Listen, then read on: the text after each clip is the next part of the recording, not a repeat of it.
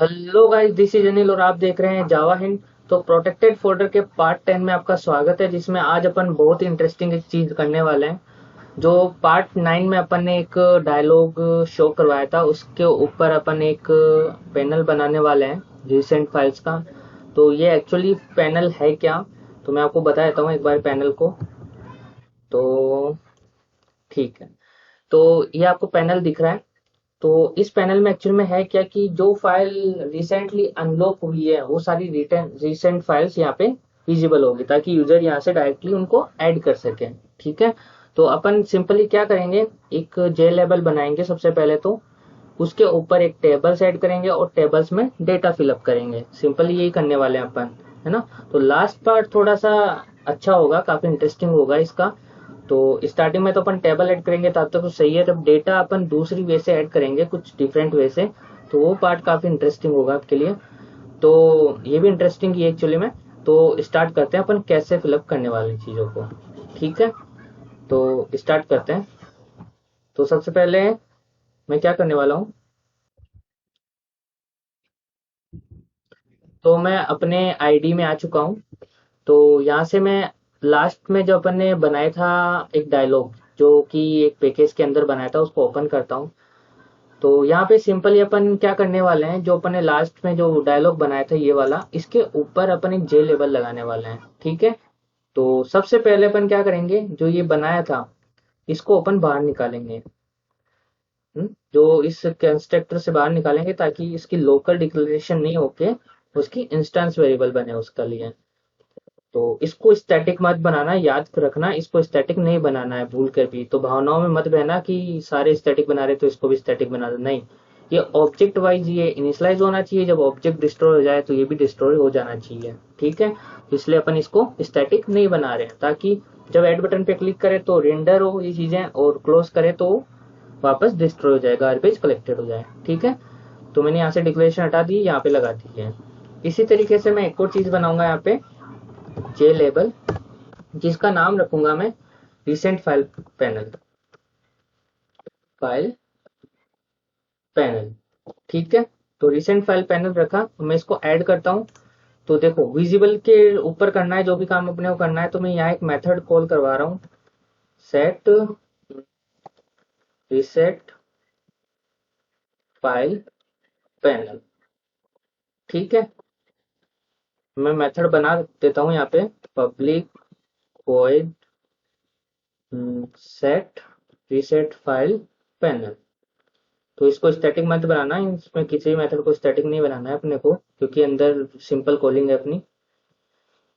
तो अपन यहाँ से क्या करने वाले हैं, उस रिसेंट फाइल पैनल को बनाने वाले हैं। तो न्यू जे लेबल, ठीक है, बना दिया। जो मेन जो बेसिक कॉन्फ़िगरेशन होती है ना, जैसे reset file panel dot set size, size क्या चाहिए मुझे, साइज चाहिए 250 कॉमा 100 का साइज चाहिए मेरे को, तो मैंने यहाँ डाल दिया। Recent file panel dot set location चाहिए, क्या चाहिए आपको, लोकेशन मेरे को चाहिए 1010 का। ठीक है, ये मैंने डाल दिया। और बैकग्राउंड डालते हैं कि बैकग्राउंड कैसा चाहिए। तो reset file panel dot set background, background मुझे स्पेशल कलर का चाहिए, तो मैं स्पेशल कलर यहाँ पे डाल रहा हूँ। वो काफी अच्छा कलर है, तो मैं डाल देता हूँ वो वाला 250 कोमा 255 कोमा 255 कोमा 255। तो मैंने एक कलर एक डाल दिया जो मुझे चाहिए एक्चुअली में, है ना। और कलर लेबल पे कलर दिखाने के लिए आपको एक चीज ट्रू करनी पड़ेगी, वो है सेट ओपेक्यू, जो कि ट्रू करेंगे ही अपन। इस पैनल को किस पे ऐड करना है, इस डायलॉग पे ऐड करना है। ठीक है, तो dialog dot add this panel, तो रिसेंट फाइल पैनल, सिंपली बस कुछ नहीं करना, इसको कॉलिंग भी करवानी है। तो रिसेट फाइल पैनल, कुछ स्पेलिंग मिस्टेक हो गया आई थिंक। ओके, सब कुछ सही है, रन करते हैं। तो मैंने रन किया। ओके, यहाँ पे सेमीकोलन नहीं लगाया मैंने, तो ये सेमीकोलन लगेगा यहाँ पे। उसके बाद में मैंने दोबारा रन किया, ये रन हो रहा है।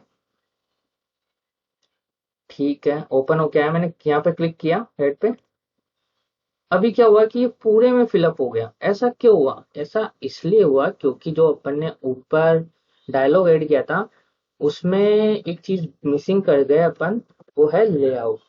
सेट लेआउट नल करना है। मैंने पहले ही बोला था, क्योंकि अगर लेआउट नल नहीं करेंगे तो एक प्रीफिक्स डिफॉल्ट लेआउट यूज करेगा, जो कि अपने लिए खतरनाक हो सकता है।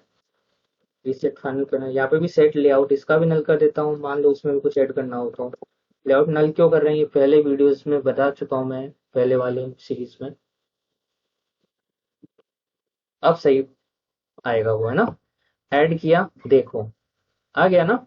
इस पे एक बॉर्डर भी लगाना है मेरे को। ये इतना सा पैनल आया है, तो मैं इस पे बॉर्डर लगाता हूँ। Set border, set file panel dot set border. Border कैसे लगाते हैं? बॉर्डर लगाने का सेम हिसाब होता है। बॉर्डर लगाने के लिए अपन क्या करते हैं, न्यू लाइन बॉर्डर, जो पहले भी बता चुका हूँ कि कैसे लगाते हैं ये चीज। बॉर्डर में सबसे पहले डालते हैं कलर, है ना। तो न्यू कलर में डाल रहा हूँ। न्यू से इसलिए बना रहा हूँ क्योंकि मेरे को एक कलर चाहिए कुछ अजीब, मतलब जो मेरे को चाहिए। साइज 1 रख रहा हूँ इसकी, ठीक है। तो मैंने कलर भी ऐड किया इसका। अब देखते हैं क्या आउटपुट आता है। ब्लैक एक्चुअली में ये, ठीक है। बॉर्डर आ गया, बहुत अच्छा है। तो देखो, इसको अपन ने जे लेबल ऐड किया, जे लेबल के अंदर टेबल ऐड करना है। पहली चीज तो ये देखो, मैं एक चीज बता रहा हूँ आपको। एक होता है जे पैनल और एक होता है जे लेबल, ठीक है। अगर मान लो कुछ कंपोनेंट्स को, बहुत सारे कंपोनेंट्स को अपने को एक जगह ऐड करना है, मतलब किसी कंटेनर में ऐड करना है, तो अपन जे पैनल का यूज करते हैं, है ना। जैसे कि मान लो कि मेरे को ये सारी चीजें ऐड करनी थी, तो मैं जे पैनल का यूज करके करता, पर मैंने जे लेबल से ही कर दिया। तो एक्चुअली में अपन कैसे भी करें, बस यूआई पे दिखना अच्छी तरह चाहिए वो। तो मुझे जे लेवल अच्छा लगता है तो मैंने जे लेवल लेवल से किया। आपको जे पैनल सही लगता है कि आपको स्टैंडर्ड वे में जाना है तो जे पैनल यूज कीजिए। पर बैकग्राउंड से कोई मतलब नहीं है, यूआई पे अच्छा दिखना चाहिए बस हमें तो इसलिए मैंने जे लेबल ही यूज किया है, यहाँ पे जे पैनल यूज नहीं किया, क्योंकि बहुत सारी चीजें कंफ्यूजिंग होती है। तो मैंने एक सेम वे में, सेम पेज पे रखने के लिए आपको वो यूज किया अपन, कि अपन एक ही चीज यूज करें। तो मैंने जे पैनल यूज नहीं करके यहाँ पे जे लेबल यूज किया है, ठीक है। टेबल ऐड करेंगे तो टेबल का कोड ऑलरेडी यहाँ पे किया था ना अपन ने। तो किस में किया था? मेन पेज में किया था। मेन पेज में कहाँ किया था? टॉप मिड में किया था। ये रही सेट टेबल। इस मेथड का पूरा कोड मैं कॉपी कर लेता हूँ यहाँ पे, है ना। ये टेबल का पूरा कोड है। यस, ठीक है, कॉपी कर लिया मैंने। अब मैंने क्या किया, ये मैंने डबल क्लिक करता हूँ तो ये अपने आप खुल जाता है। ये डबल क्लिक करूंगा तो अपने आप ये मतलब मैक्सिमाइज हो जाएगी ये विंडो। तो मैं डबल क्लिक करता हूँ यहाँ पे तो ये मैक्सिमाइज हो गई, मैं डबल क्लिक करता हूँ तो मिनिमाइज हो गई, ठीक है। तो मैं यहाँ पे ऐड कर रहा हूँ, तो मैं जाता हूँ यहाँ पे और मैंने क्या किया, यहाँ पे ऐड किया सिंपली। देखो, एक मेथड ऐड कर देते हैं सबसे पहले तो। सेट सेट कौन सा मेथड ऐड करें? सेट रिसेंट टेबल ऐड कर देते हैं, रिसेंट टेबल, ठीक है। तो मैंने ये मेथड ऐड किया है, सेट रिसेंट टेबल। तो पब्लिक वॉइड वॉइड और सेट रिसेंट टेबल, ठीक है। अब मैंने कोड कॉपी किया था, मैं यहाँ पे सिंपली पेस्ट कर दिया मैंने कोड, है ना।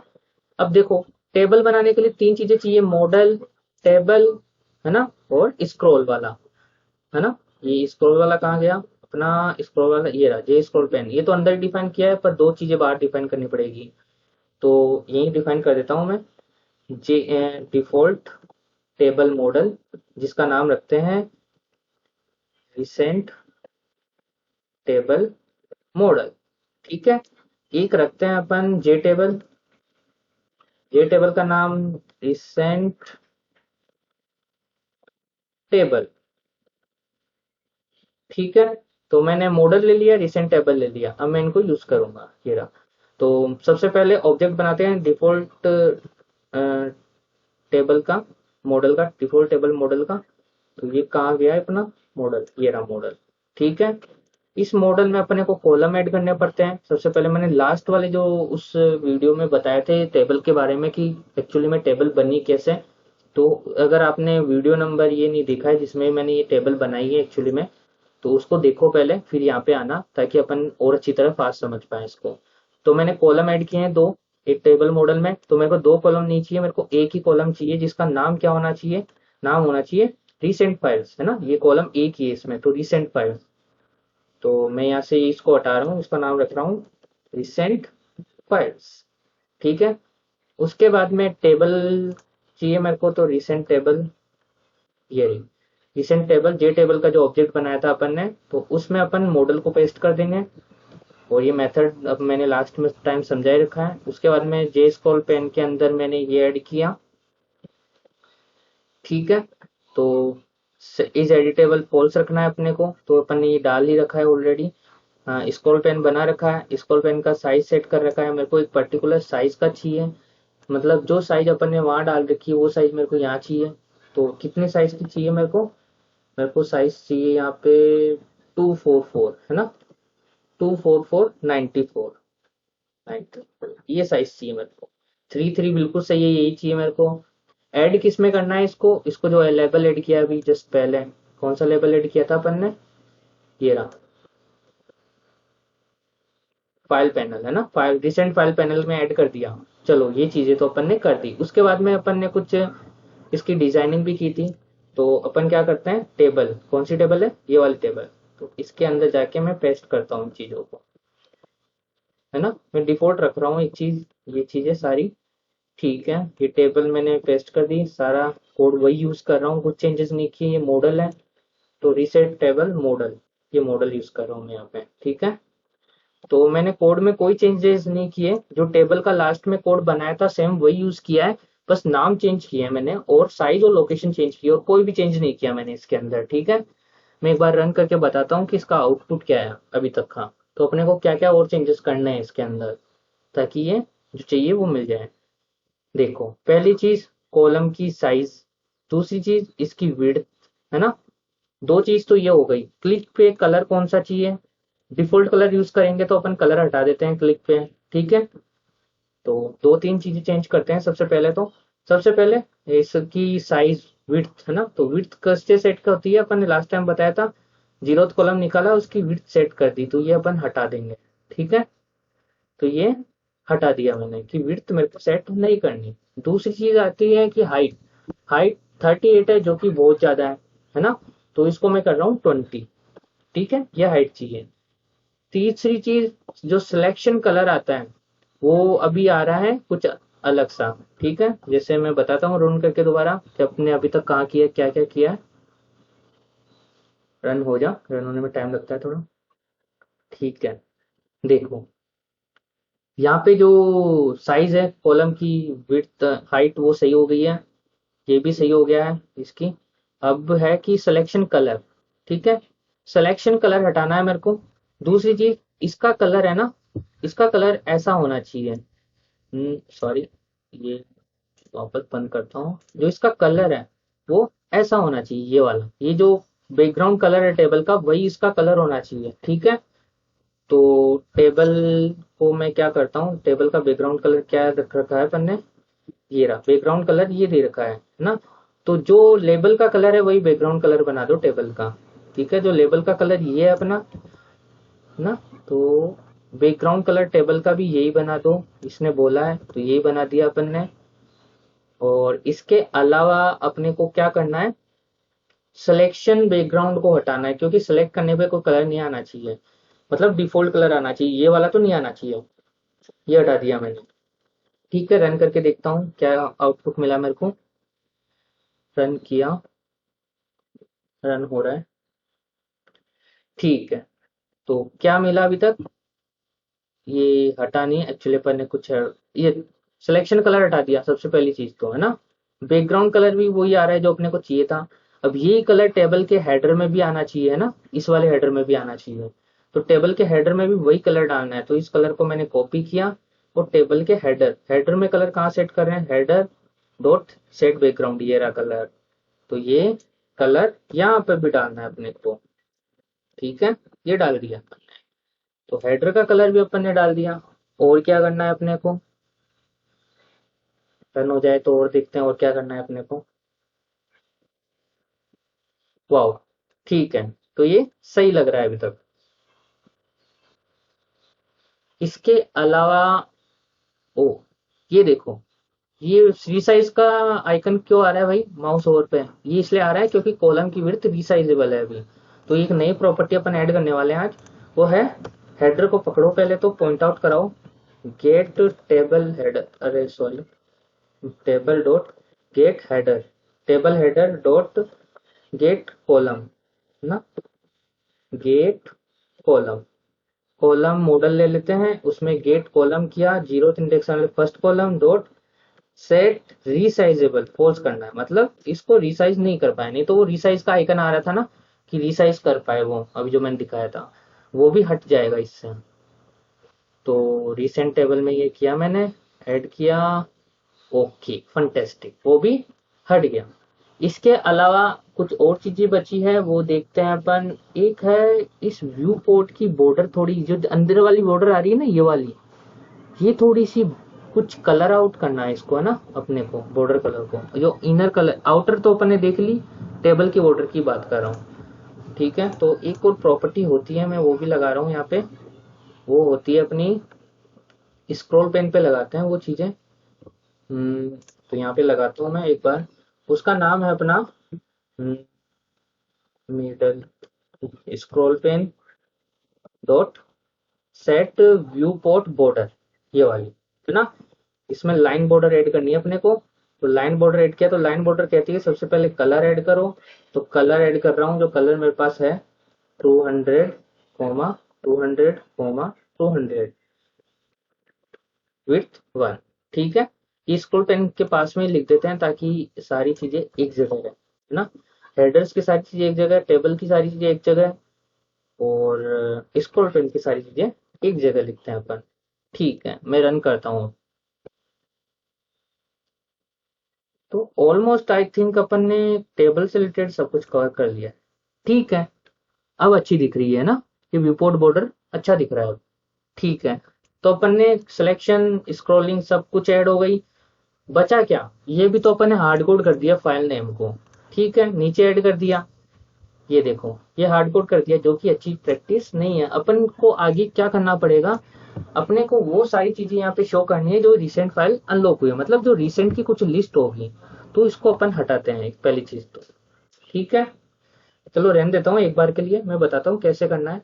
तो सबसे पहले अपन क्या करेंगे, यूटिलिटी में क्लास बनाता हूं मैं।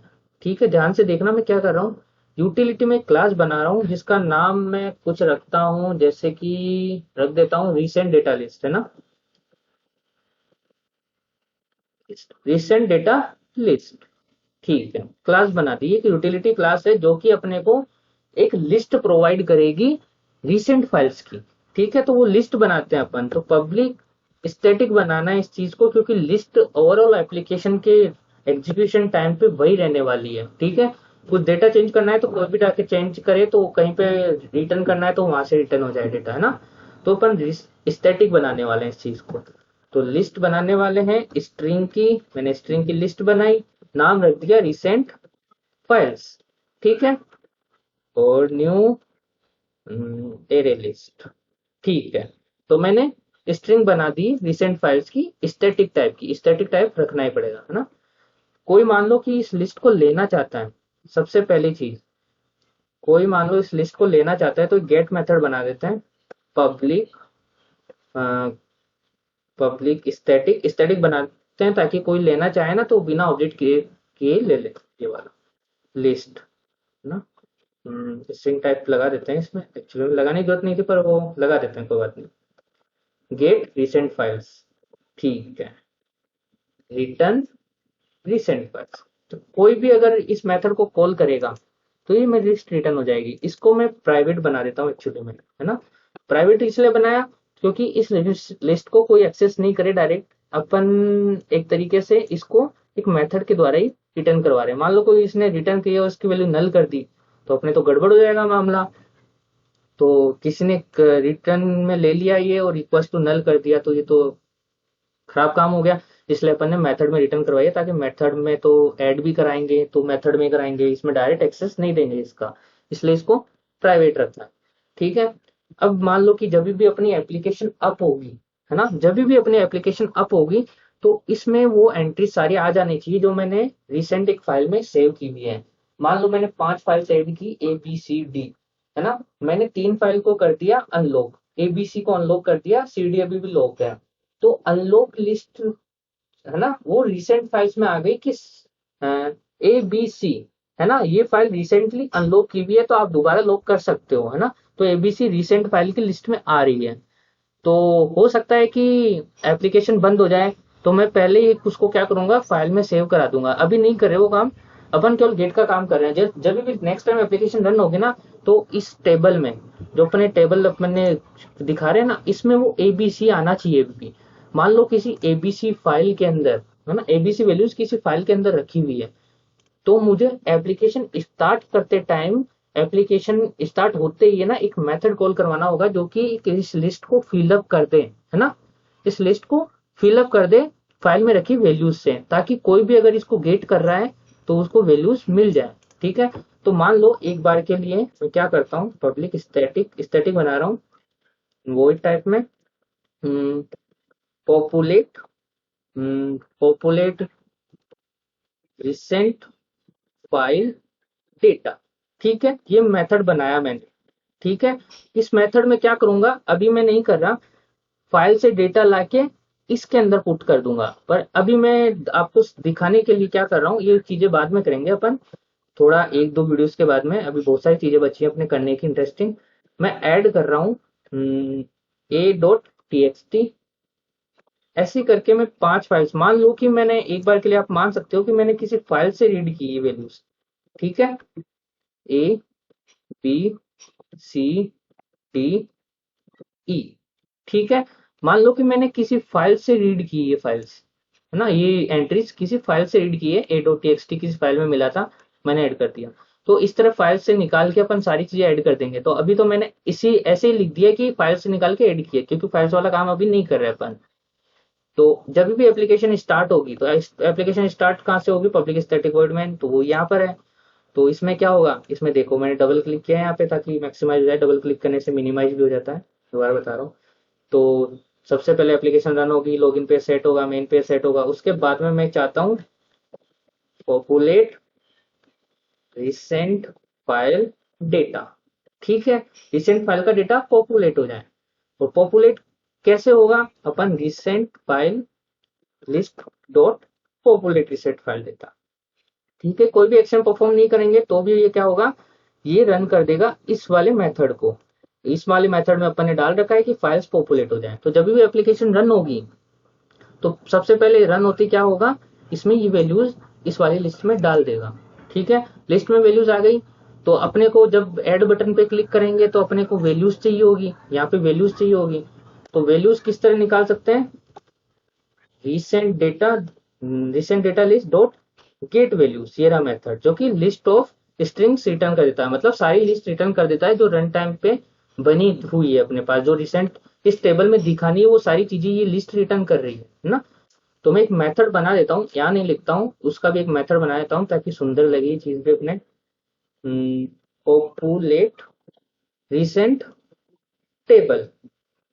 ठीक है, मैंने एक और मेथड बना दिया पॉपुलेट रिसेंट टेबल। अब मैं इसको कॉल करवा देता हूँ, यहाँ पे कॉल तो करवा दिया, एक्चुअली में बनाना है मेरे को। पब्लिक स्टैटिक नहीं बनाएंगे अपन, वॉइड पॉपुलेट इवेंट फाइल। क्योंकि कुछ भी स्टैटिक इस क्लास में नहीं रखेंगे अपन, मतलब बनाएंगे नहीं, डिक्लेयर नहीं करेंगे, यूज तो अपन कर सकते हैं कुछ भी। ठीक है, तो यहाँ पे अपन क्या करेंगे, फॉर लूप चलाएंगे। तो फॉर लूप में मैं क्या डालता हूँ, स्ट्रिंग फाइल स्ट्रिंग, ये नाम रख दिया मैंने, और उस एरे को यहाँ पे पास कर देते हैं। ये फॉर लूप का सिंटैक्स होता है। तो कौन सा है वो, recent file list dot gate recent files. ठीक है, तो ये क्या करेगा, लिस्ट वाले आइटम को एक एक करके इसमें डाला जाएगा, और फॉर लूप जब तक चलता रहेगा जब तक ये लिस्ट एम्प्टी नहीं हो जाती। जब तक ये लिस्ट एम्प्टी नहीं हो जाती तब तक इसमें एक एक करके वैल्यूज आती जाएगी।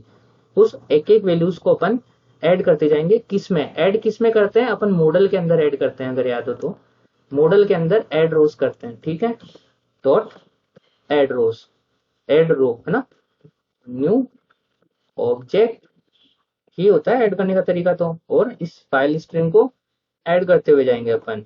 ठीक है, तो मैं रन करता हूं। तो अभी क्या होगा कि अब करते ही ये सबसे पहले तो इसको फिलअप करेगा है ना, और जब अपन ऐड बटन पे क्लिक करेंगे ना, ये एप्लीकेशन रन हो चुकी है, इसका मतलब ये रिसेंट फाइल्स फिलअप हो चुकी है, जो भी फाइल्स रखी हुई है अपने, मतलब फाइल में कुछ डेटा है तो फिलअप कर चुका है, फाइल्स से रीड नहीं करा रहे, अपन हार्ड कोड कर रहे हैं। तो अभी के लिए मैंने 5 एंट्रीज डाल दी है, सही है ना। तो फिलअप ABCDE ये वाली फाइल्स की एंट्री इसमें आ चुकी है। अब जैसे ही ऐड बटन को क्लिक करेंगे तो ये इसमें से रीड करके और टेबल में पेपुलेट कर देगा। कैसे? इससे रीड करके ये चीज, मतलब ये मेथड कॉल करके टेबल में पॉपुलेट कर देगा सारा डेटा। तो मैं ऐड पे क्लिक करूंगा तो देखो यहाँ पे जो फाइल्स की एंट्रीज आई है वो उस लिस्ट से आई है, मतलब अपने को कुछ कोड नहीं करना पड़ेगा अब इसमें डालने के लिए एंट्रीज। जब भी उस कोई फाइल्स मान लो अपने को रिसेंट में दिखानी होगी, अपन सिंपली क्या करेंगे, इस लिस्ट में ऐड कर देंगे, और जब वो लिस्ट मतलब किसी टेबल उस लिस्ट को यूज कर रही है तो वो उसको दिखा देगी, तो कुछ करने की जरूरत भी नहीं पड़ेगी अपने को। तो ये काफी अच्छा कॉन्सेप्ट है। तो नेक्स्ट वीडियो में अपन और भी अच्छी चीज करने वाले हैं, अपन एक अलग से एक और पैनल ऐड करने वाले हैं यहाँ पे राइट साइड में, तो वो भी काफी इंटरेस्टिंग होने वाला है। तो मिलते हैं नेक्स्ट वीडियो में। तो अपन नेक्स्ट वीडियो में देखो क्या करने वाले हैं, अपन एक ऐड बटन इधर लगाएंगे, जैसे वो ऐड बटन पे क्लिक करूंगा तो इधर वाले पैनल पे अपने आप एंट्रीज आना स्टार्ट हो जाएगी। जैसे मैंने टेक्स्ट 1 को क्लिक किया और मैंने ऐड बटन पे क्लिक किया तो इधर भी एक टेबल बनी होगी जिसमें अपने आप वो एंट्रीज पॉपुलेट होती जाएगी। मैंने 3 सिलेक्ट किए, ऐड किए, तो तीनों यहाँ पे पॉपुलेट हो जाएगी। तो काफी इंटरेस्टिंग होने वाला है नेक्स्ट सेशन भी। तो मिलते हैं पार्ट 11 में, तब तक के लिए धन्यवाद।